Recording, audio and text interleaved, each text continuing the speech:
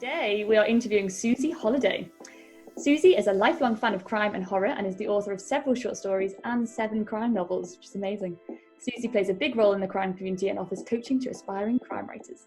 She's also a member of the Slice Girls, a group of crime writers who sing and perform at crime festivals, and her new book, The Last Resort, is coming this November. So welcome, Susi. Hello, thanks for having me. Definitely. So could you tell us a bit about how you got into writing to start with and why you chose writing specifically? Well, it was when I was travelling back in 2006. I went on a round the world trip with my husband for 6 months, and as part of it we went on the Trans-Siberian Express, where you basically spend a week on the train. So I decided that I would finally start writing something. It's something I'd always talked about doing and never got around to doing it. I didn't do it straight from school or anything like that. I went into a career kind of in science.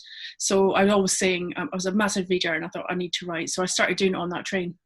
And then when I came back, I carried on. So yeah, that's where it all came from. Gosh, that's so inspiring. Sorry. I think I was going to say it's so inspiring because lots of people say they started writing so early. So I think it can feel quite daunting if you haven't, always been scribbling all of your life. So did you find it hard to get into starting later? Well, I mean, I had written a lot as a kid, but what happened was when I got to sort of 5th and 6th year at school, when I was trying to choose what I was going to do, my English teacher actually said told me not to do English. So it kind of put me off, and I think she was wrong. But anyway, I took down a different path, but I obviously didn't want to do that forever and knew that I still wanted to get back to it. So it was hard to get back into it after such a long time. But I started off with short stories, and I started doing that a lot. It's like very short, like flash fictions type stuff, and then longer things. And then the hardest bit for me was actually moving up from doing short stuff into finishing a novel. So that was my biggest challenge.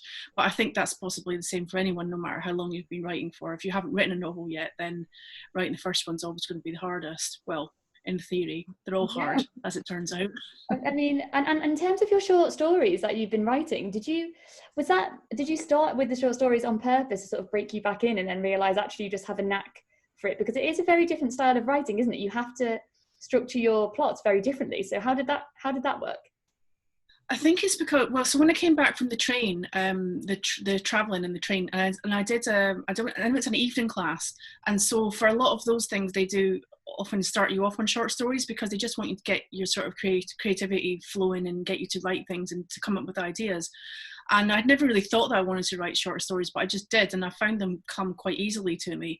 And then I joined Twitter a few years after that, and I started entering all these little competitions. There was a lot early sort of 2010, 11, 12, there was lots and lots of little Twitter competitions like every week. And so I was entering stuff and writing stuff a lot.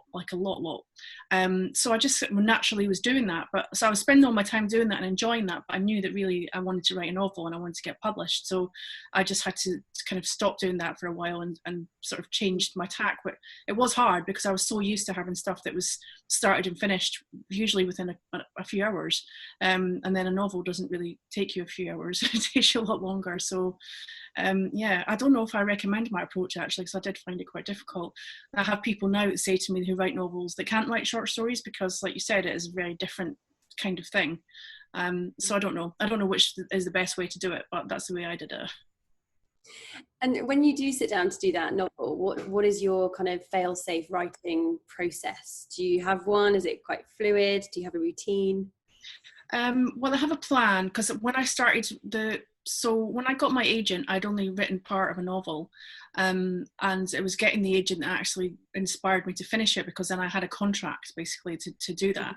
And prior to that, I'd written about 5 different things and stopped at about 20,000 words. And I think it's because I hadn't fully planned them out, and I realised quite early on that I was going to have to plan stuff.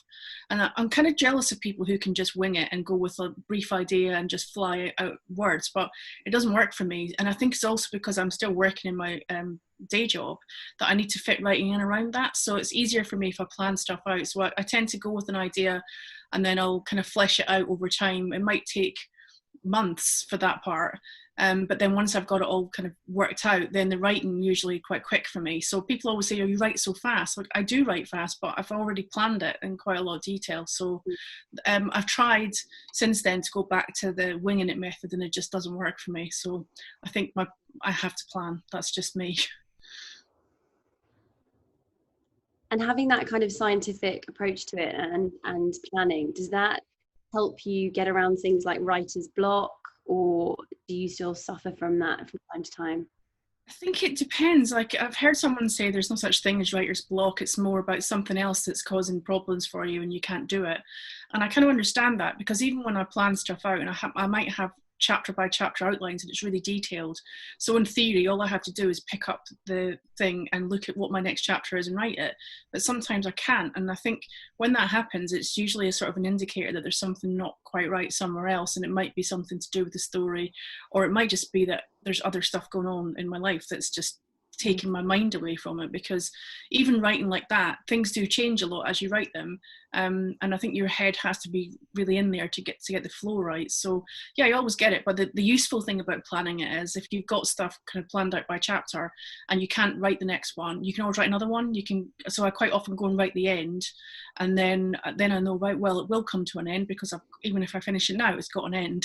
So it sometimes just helps to get over a block. And then sometimes you go back to the middle bit where I was struggling and realize I didn't need those chapters, and that's why I couldn't write them at the time, because they're not really essential. That's incredible. And actually that links, doesn't it, because you actually coach new crime writers, and I was going to ask you in terms of that. So if you had advice to, say, aspiring writers and people who maybe they were suffering from what they would term as writer's block, so that's one thing you do, is you go to the end, you write that, and then you reflect on the middle. Is there any other tips that you've got for aspiring writers? I think just grab snatches of time, because I think sometimes if you're still working, which is a lot of writers I know, even people who've got lots of book publishers still doing other jobs, you have to fit stuff around, and you can't always have the luxury. So you sometimes you might go on Twitter and someone will say, oh yeah, I've been writing all day, and you might feel jealous of that, because you think, I wish I could do that, but I've got a job that isn't writing. But the problem is you can't. So then, but what if you've got 20 minutes? You can actually write quite a lot of words in 20 minutes. And that's one of the things that they do when they do the thing called National Novel Writers Month. I'm sure you've heard of that. They do sprints. So you can either do it on your own or you can do it with someone else. But if you say, right, we're starting a clock now, we've got 20 minutes, we're going to do it, you actually write a lot of words. And if you did that a few times a day, you'd be writing a book pretty quickly. And sometimes it just helps you get over all the thoughts, because I think a lot of the time what holds new writers back is you overthink it, because you're thinking about the publishing process, you're thinking about how your book will be received, you're thinking about when you're going to go to a festival and meet your idols, and all these things are all tied up in your head, when really you just need to write the book. So I think if you just give yourself freedom to just write in little bursts and not worry about it too much, probably do it. And you need to enjoy it, because you need to enjoy it right in the beginning, because once you get a deal and you get deadlines and you get lots of other pressures, it's not always as much fun. Yeah, so tell us a bit about that side of it as well. So what was your route into publishing, and then what has your experience of it been, and working with agents and publishers? So yeah, I was very lucky. I got my agent quite quickly on when I actually had 20,000 words of a book written, and after a few false starts, this was the book I knew I was going to go with. And I submitted the prologue of this book into a little competition, again keeping an eye on all the things that pop up on social media, and I got shortlisted, and I tweeted about it. And then this agent, who I had previously met very briefly at Harrogate Crime Writing Festival, contacted me and said, when are you going to send me this book? And I said, well, I haven't actually finished it yet. And he went, well, that's fine, send it over. And I sent it over, and he signed me up like pretty much that week. So that was a bit of a shock. It's kind of a dream come true when you get that, because you've got someone behind you in the industry who can help. But what I didn't realise was it's still very much start the process. So then I still had to finish the book, which I did, and then he has to try and sell the book, which he did, but it did take a bit of time. It probably took about 9 months after I'd done the final version with him and edits. So from getting him, it was pretty much a year until I got my publishing deal, and then it was a year until the book came out. So it's a really long process, and I think people need to be aware in the beginning that it is a long process, and you might get frustrated. It's a bit different now. There's a lot more digital first publishers, and they tend to move quicker because they haven't got the kind of the need to do all the paper related stuff, which isn't just making books, which sometimes people think it is. It's all the marketing and stuff that goes into the whole procedure of getting a paperback out there and get it on the shelves in shops. So if you take that out, yeah, it can be a lot quicker. But so I started off with a small publisher, and then I had 3 books with them, which was a trilogy. And then I moved on to Hodder, and I had a Christmas themed serial killer book.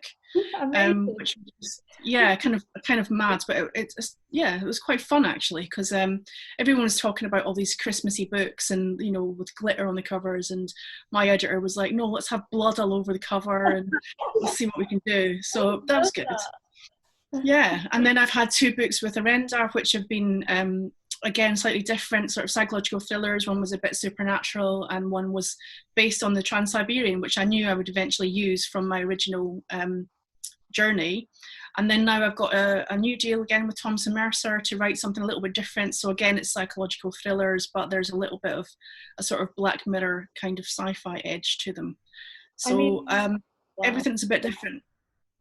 Yeah, that's incredible. You've basically written a multitude of genres there. Like, how is that? Because you find all of these different genres fascinating? Do you like the idea of merging 2 genres together? Like, how have you sort of balanced all that or chosen your next genre? Well, so they all come within crime, because they all involve criminals or sort of dodgy people doing nasty things. But they're all different. You're right. They're all kind of different subgenres. And I think that came from my short stories, because when I was writing them, I was they were always dark. I wasn't ever writing nice, romantic type, lovely things. And my dad used to always say to me, why can't you write a nice story and then I might read it? But I think that's just the way that my mind works, and I like crime and horror and that kind of thing. So I think for me, I never set out to write like a police procedural or a standard crime novel. I just wanted to tell the kind of stories that I thought were interesting to me, because that's the kind of thing I'd like to read. And so then that just came on from the short stories into novel form. So in some ways I'm kind of hard to categorize, because my stuff's quite varied, but then the people who like my stuff like it for that reason as well, because it's all a bit different. So yeah, we'll see what happens, but it's I'm enjoying doing it. I think that's really fun for the reader, if you like your style, to then be able to go on that journey through those subcategories with you. Yeah. But you really know what you're talking about when it comes to crime as an umbrella category. What, for our crime fans, what do you think makes a really great crime book? What are the key ingredients for you? Well, characters are kind of the main thing in all books, and I remember going to a course early on in time, and there's a lot of people talking about how they come up with characters first and then plots, and some people saying they had plots then characters. And I was really struggling with that, because I kind of think in plot first. I think in terms of the story and what's going to happen, and I kind of work out the story basically before I do any other planning.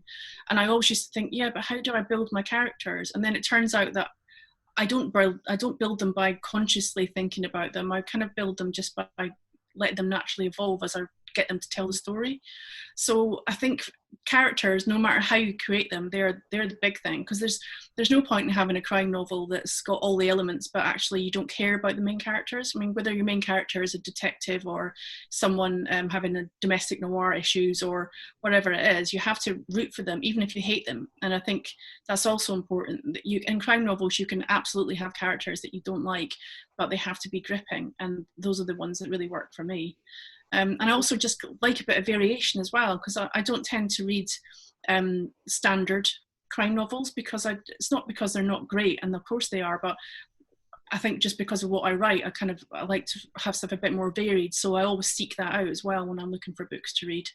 So I think sort of something a little bit different and something with characters that you can really relate to are the sort of 2 main things, which actually is probably any book. I don't think that's really different to a crime book. So that's why we should argue against all the people who say crime is not a good genre to write in. It is. It's just the same as all the others. Just that people die.